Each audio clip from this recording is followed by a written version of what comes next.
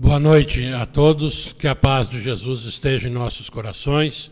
E é com muita alegria que nós retornamos a esta casa espírita nesta noite, atendendo ao gentil convite que o Valentim nos faz de podermos, juntos, nós realizarmos a evangelização dos nossos espíritos através do estudo do Evangelho segundo o Espiritismo.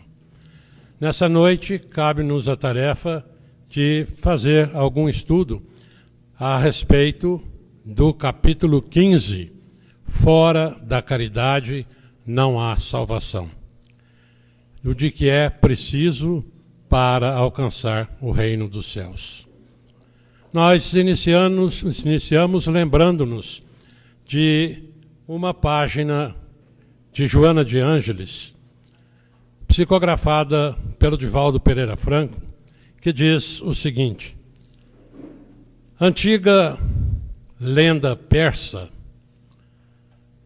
narra que em longínqua cidade vivia um homem proprietário de uma pequena propriedade, que ali vivia muito feliz com a sua família. Era um homem já de determinadas posses, comerciante de sucesso. Naquela propriedade ele possuía alguns animais, alguns camelos, tinha pomar farto, tinha a sua subsistência garantida, e no fundo da propriedade passava um rio de águas translúcidas, rio raso, porém de muita água, um lugar muito bonito. Esse homem vivia ali numa felicidade enorme.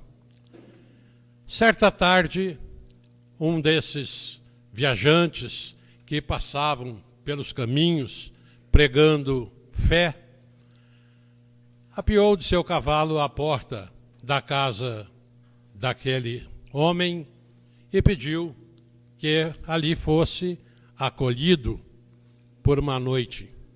Foi muito bem recebido com educação, com carinho, com muito afeto. O homem ofereceu-lhe hospedagem, ofereceu-lhe um jantar farto. Após o jantar, foram todos para uma sala onde havia uma lareira muito bonita, muito boa, e ali ficaram conversando sobre assuntos diversos, quando o viajante, o homem da fé, perguntou ao sitiante: és feliz? Possuís diamantes?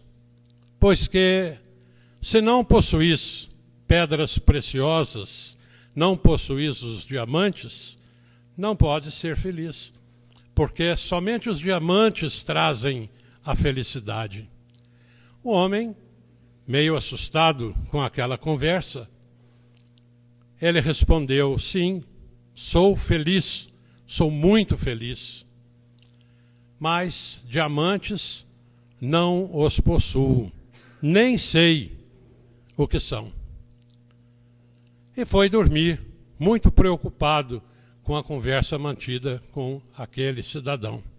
No dia seguinte, tomaram café, o homem montou no seu animal para seguir viagem, olhou para trás e disse para o sitiante: não se esqueça, amigo, para ser feliz são necessários os diamantes.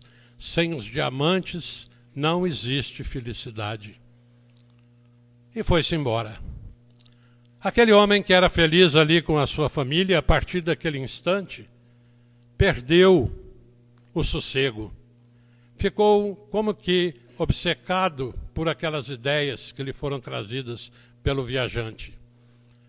Mas uns 2 dias e não segurou a ansiedade. Foi até a cidade mais próxima para conhecer o que eram diamantes. E, a partir daí, não teve mais sossego. Ele queria os diamantes. e procurou ali na redondeza, não os encontrou. Resolveu vender a propriedade, deixou parte do dinheiro com uma pessoa que era um familiar mais ou menos distante, pedindo-lhe que tomasse conta da família, esposa e filhos.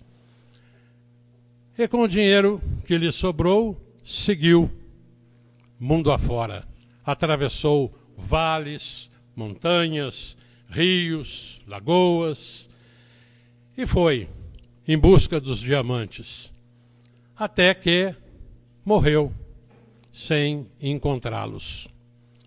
Aquela propriedade que era sua, que bastava para o trato com a sua família, foi vendida.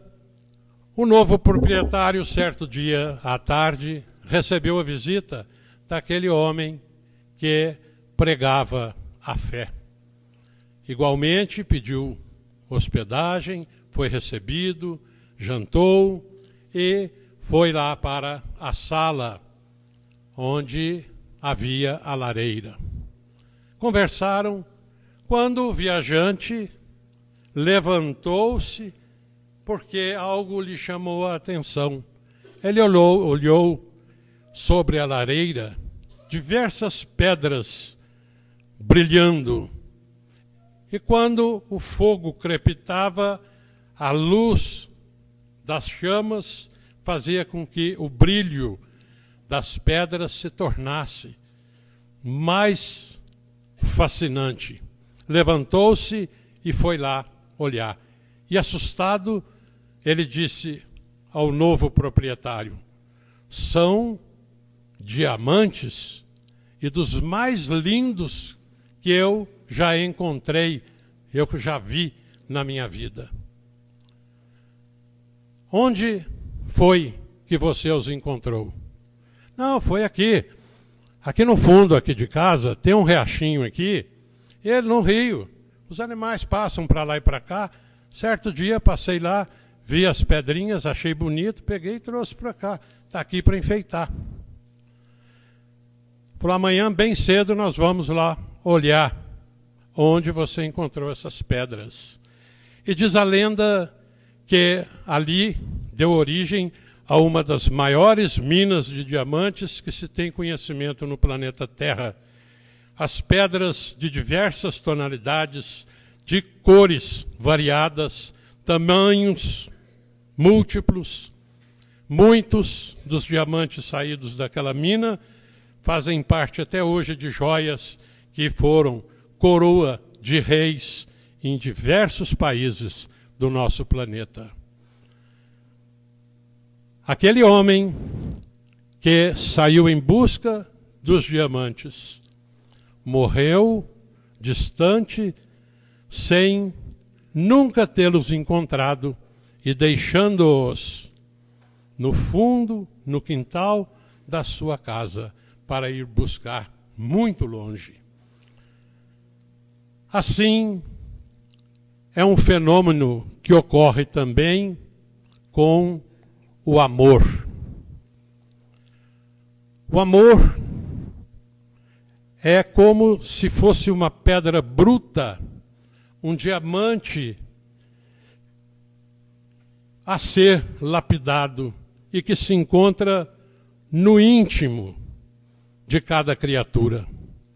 É esse o sentimento que muitas vezes precisa de alguém que venha despertar a criatura que o possui. E todos possuímos essa centelha divina dentro de nós.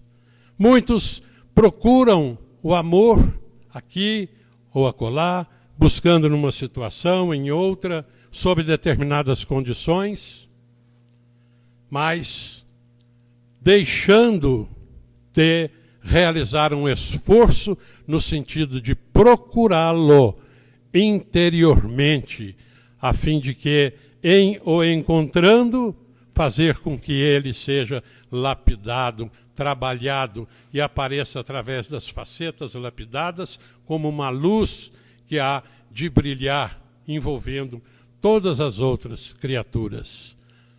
não por outra razão, Jesus nos deixou. Brilhe a vossa luz. É para que nós possamos encontrar dentro de nós essa pedra preciosa, esse tesouro incalculável que se chama amor. O amor é um sentimento que, quanto mais cresce dentro de nós, mais nós nos sentimos bem, mais nós nos sentimos prontos para atender às necessidades que nós possuímos de encontrarmos a nossa paz, a nossa felicidade e realizarmos a nossa evolução espiritual. Diz Gandhi que, por mais dura que seja a pessoa, ela se derreterá no calor do amor. Se não derreter, é porque o fogo, o calor, não foi grande o suficiente. E é esse sentimento que quanto mais nós distribuímos, mais ele se multiplica. É o amor que é da lei de Deus, que é o mandamento maior, que é o sentimento que realmente nós temos que lutar para encontrá-lo e depois trabalhá-lo para que ele possa produzir os efeitos que existem quando nós começamos a amar. Amar é dever de todas as criaturas. E não há nenhuma pessoa que possa eximir-se de praticá-lo. O amor há que ser incondicional. Nós temos que encontrar dentro de nós esse tesouro, lapidá-lo e incondicionalmente nós irmos distribuindo através da prática. E a prática do amor é a caridade. A caridade é o amor em ação. A caridade é o amor na sua essência. É aquilo que nós fazemos para distribuir esse sentimento junto com todas as criaturas que fazem parte do nosso convívio, na coletividade, na sociedade que nos acolhe. Jesus amava incondicionalmente. Jesus tinha um amor pleno, amor maior. Era o amor que, onde ele estivesse, esse amor alcançava todas as criaturas, alcançava tudo que estivesse ao redor, e as pessoas se impregnavam do calor do amor que Jesus exalava.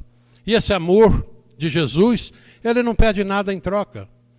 Ele apenas nos orienta de que, para nós encontrarmos a paz, encontrarmos a felicidade, nós temos que nos deixar impregnar pela força que brota desse amor que vem de Deus.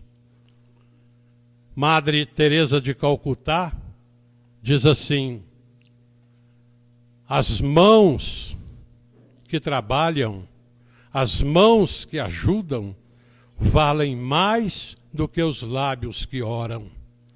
É a força do amor, é a força de nós colocarmos esse sentimento saindo do nosso mundo interior e buscarmos no contato com o nosso semelhante, com o nosso próximo, atender a orientação de Jesus, quando ele nos diz que nós podemos ser felizes sim, nas bem-aventuranças. Jesus diz: muito felizes, felizes serão aqueles que atenderem às minhas orientações, que aceitarem a mensagem que eu trago do Pai e colocarem em prática.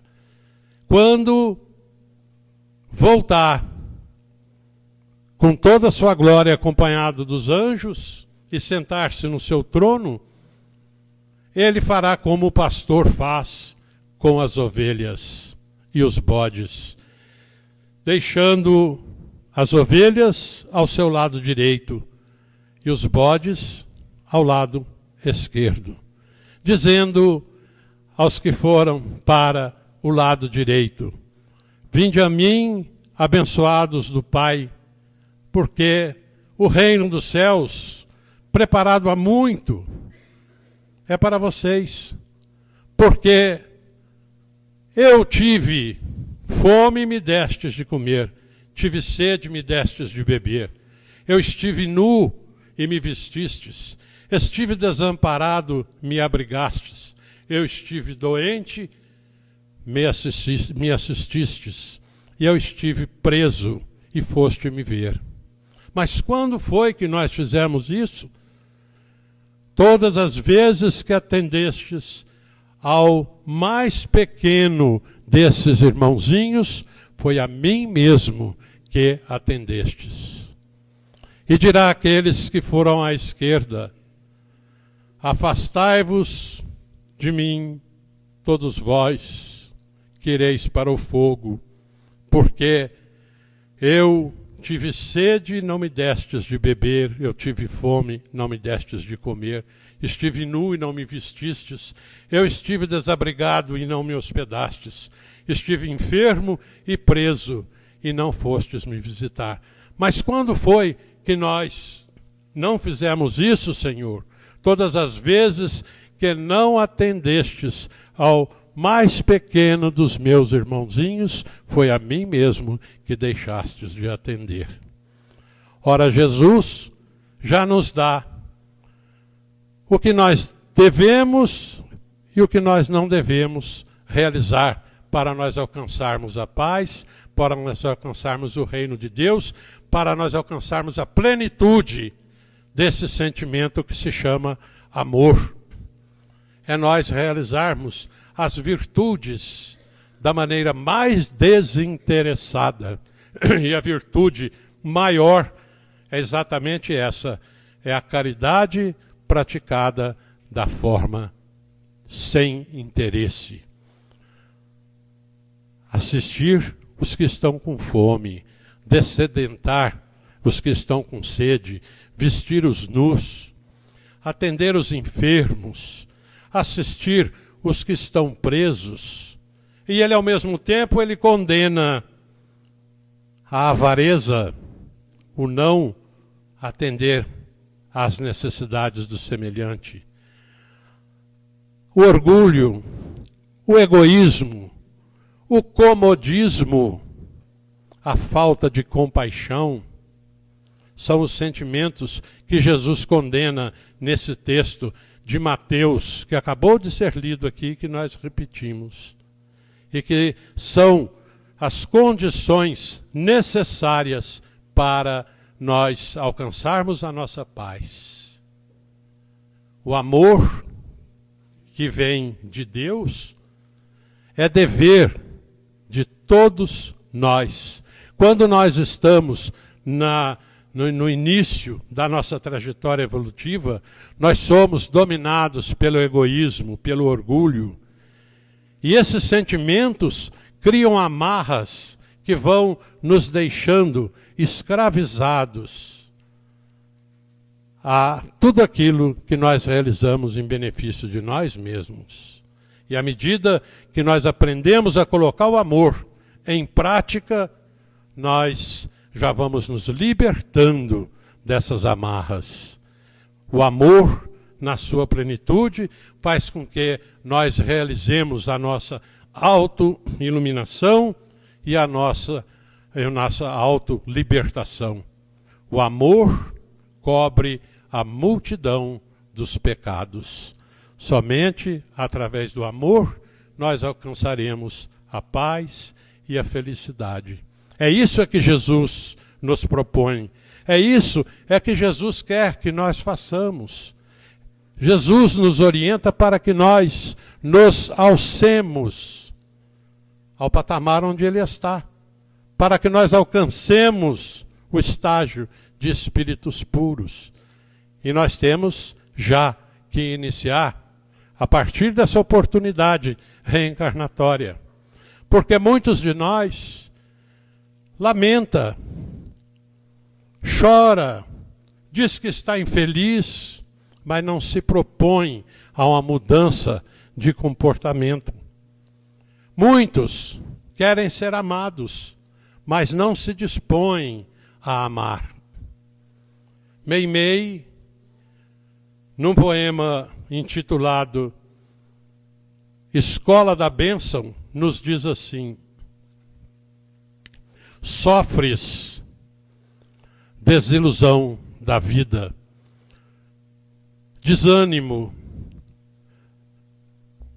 dissabores domésticos, a deserção dos amigos, sentes falta de alguém, estás triste. Procuraste espetáculos públicos que não te divertiram. Tomaste medicação para adormecer, mas que não te anestesiaram o coração. Todavia, para o teu reconforto, pelo menos uma vez por semana, sai de ti mesmo e busca na caridade a escola da bênção.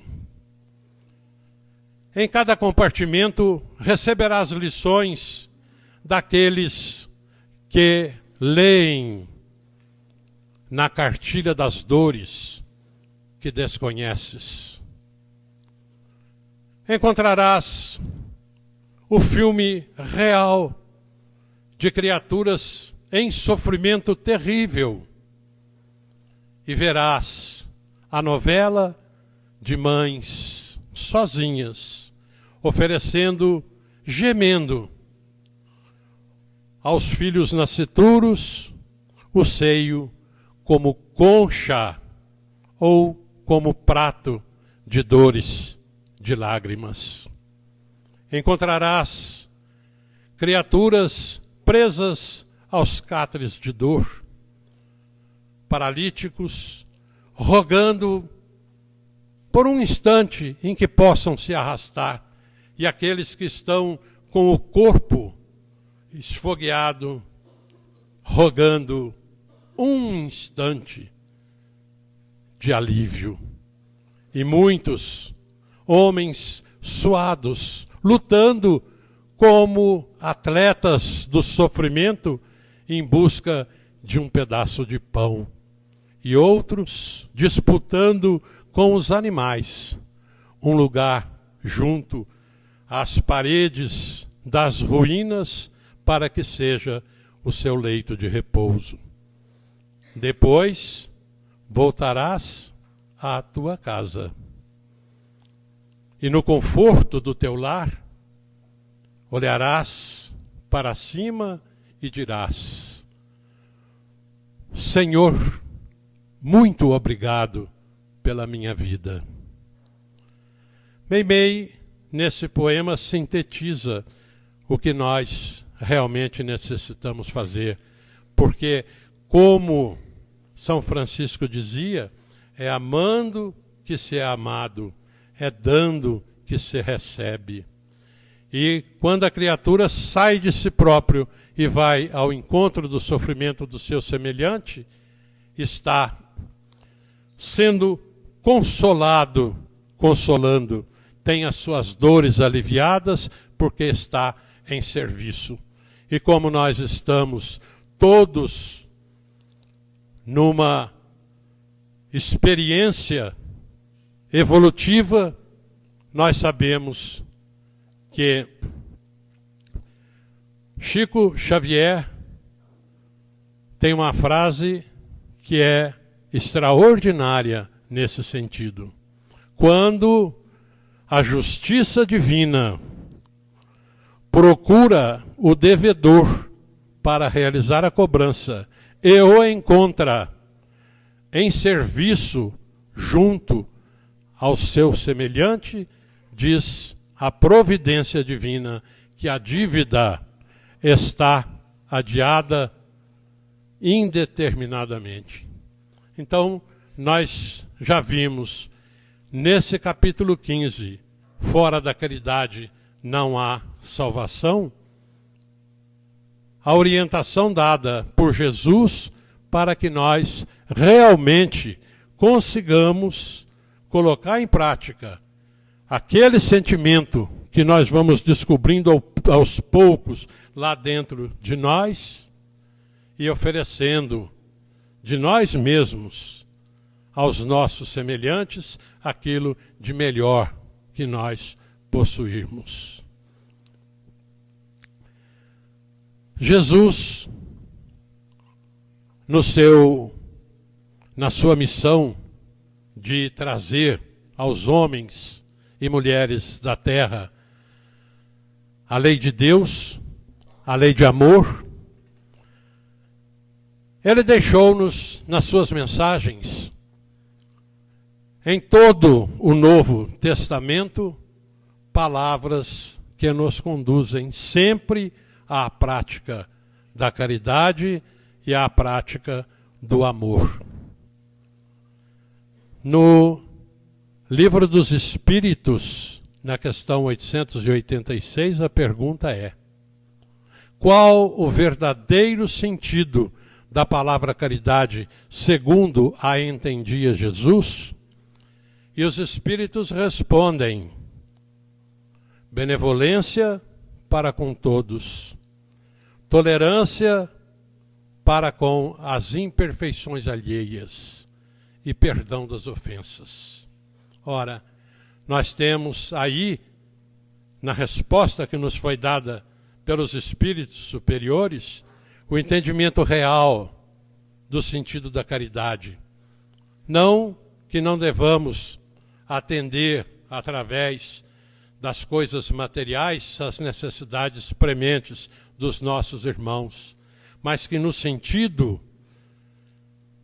que Jesus entendia, nós podemos nos aprofundar, porque benevolência para com todos é nós exercitarmos o amor, a bondade, é nós realizarmos ao outro aquilo que nós gostaríamos que o outro nos fizesse.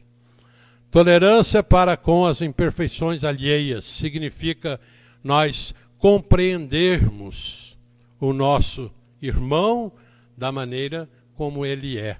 É nós não querermos modificar as criaturas. É nós sermos tolerantes num mundo que falta muito, nós estamos muito distantes.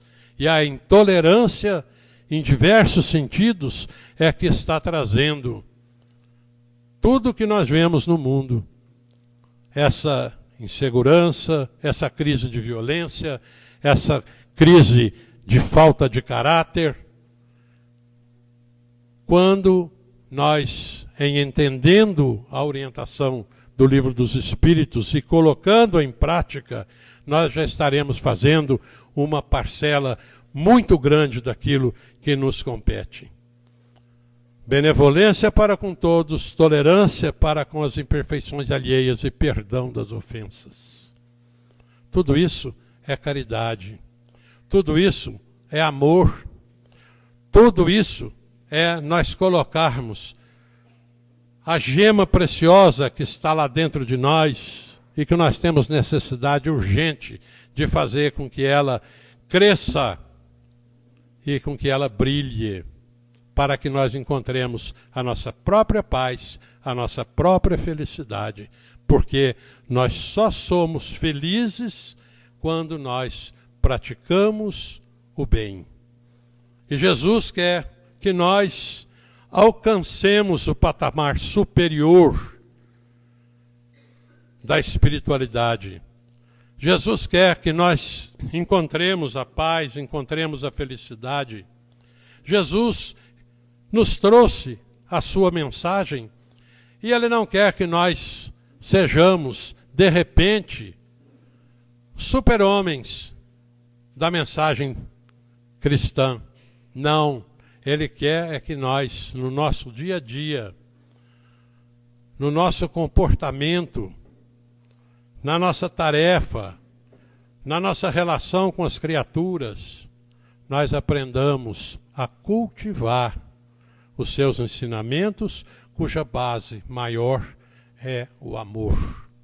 O amor a Deus sobre todas as coisas e ao próximo como a nós mesmos. E ele reafirma nesse capítulo 15 qual a condição para se alcançar o reino dos céus. Quando o Senhor da lei o procurou e lhe faz a pergunta: Senhor, o que é preciso para encontrar o reino dos céus? E Jesus responde: o que é que diz a lei? O doutor da lei, conhecedor profundo da Torá, da legislação judaica, logo respondeu, enumerando os mandamentos: amarás o Senhor teu Deus de toda a tua alma, de todo o coração, de todo o teu entendimento, e ao teu próximo como a ti mesmo. E Jesus lhe diz: faze isso e viverás. Mas o homem não ficou satisfeito, ele conhecia a lei, mas ele não a praticava. Ele queria era embaraçar Jesus. Mas quem é o meu próximo? Aí Jesus nos deixa a parábola do samaritano, que tornou-se o símbolo da solidariedade por excelência. O homem descia de Jerusalém a Jericó e foi assaltado por ladrões que o deixaram ferido e nu. Passou o sacerdote, passou o levita, mas o samaritano, que era considerado um homem de má conduta, condoeu-se, apiedou-se daquela criatura. Desceu de seu animal, de seu cavalo, pensou as feridas, colocou aquele homem sem perguntar raça, credo, nome, de onde ele vinha, o que ele fazia. Ele simplesmente exercitou, praticou o amor. Colocou o homem sobre o seu cavalo, levou-o para uma hospedaria, dizendo ao estalajadeiro: aqui estão 20 denários, cuida bem dele, faça com que ele fique bom. Se o dinheiro não for suficiente, quando eu retornar, eu completo, mas cuide dele. E foi embora. Aí Jesus pergunta ao doutor da lei: qual deles te parece que agiu melhor? O doutor da lei responde: ele não disse o samaritano, porque eles não se davam bem, os judeus com os samaritanos não se davam bem por questões diversas, políticas, religiosas. Mas ele diz assim: aquele que atendeu o seu semelhante. E Jesus diz: faze isso também e viverás. Aí, o apogeu do ensinamento que nós temos nessa parábola. Não adianta nós estarmos estudando teoria apenas.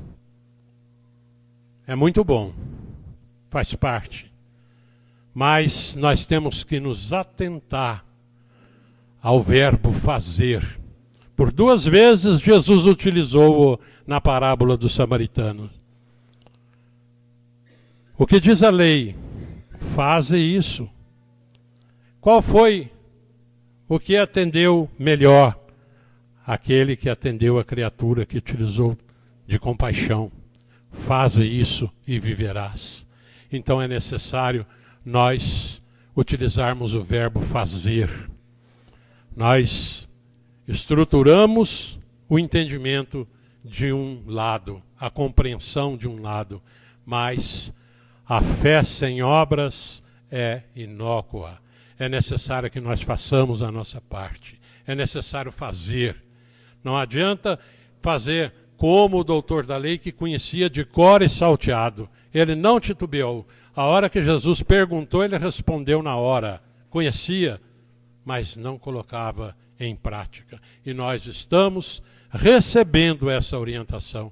É necessário que nós façamos a nossa parte, para que nós façamos, através das lições recebidas, aquilo que é necessário, para que, num futuro que não seja tão longe assim, nós possamos encontrar uma humanidade mais solidária, uma humanidade mais tolerante, mais benevolente, uma sociedade em que, em todas as criaturas, aquela chama interior, o amor esteja já desabrochado, e que nós, todas as criaturas, possamos, num só abraço, olho no olho, nós dizermos um para o outro: eu te amo.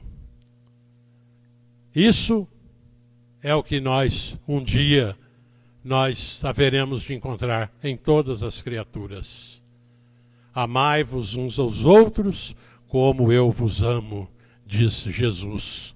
E Meimei ainda nos diz, em mais uma página: nós temos o que nós damos.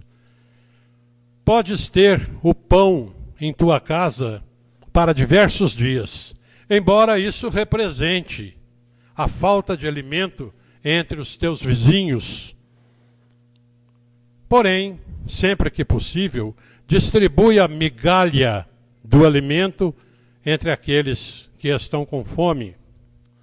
Podes ter os armários abarrotados de roupa inútil, disputando com a traça o pedaço de pano que deveria estar cobrindo aqueles que estão vestidos de andrajos. Todavia, sempre que possível, distribua a sobra de roupa entre aqueles que sentem frio. Podes trazer a bolsa abarrotada de moedas e tesouros, embora isso seja causa de insegurança e medo para você mesmo. Porém, sempre que puderes, distribua a migalha de recursos amoedados para aqueles que estão em necessidades diversas. Podes ter excessos de perfumes, bijuterias, joias, embora vás responder pelo uso e o abuso que fizeres dessas coisas. Todavia, sempre que puderes, reparta o excesso, distribuindo medicamento aos enfermos em desamparo. Dia virá que será noite em teus olhos, e deixarás os pratos cheios, os armários abarrotados, o cofre repleto, as joias, e deverás atravessar a grande noite. Porém, não estarás de todo no escuro, porque as migalhas de amor que houveres distribuído aos irmãos necessitados estarão multiplicadas em suas mãos, iluminando-te o caminho. Que Jesus nos abençoe.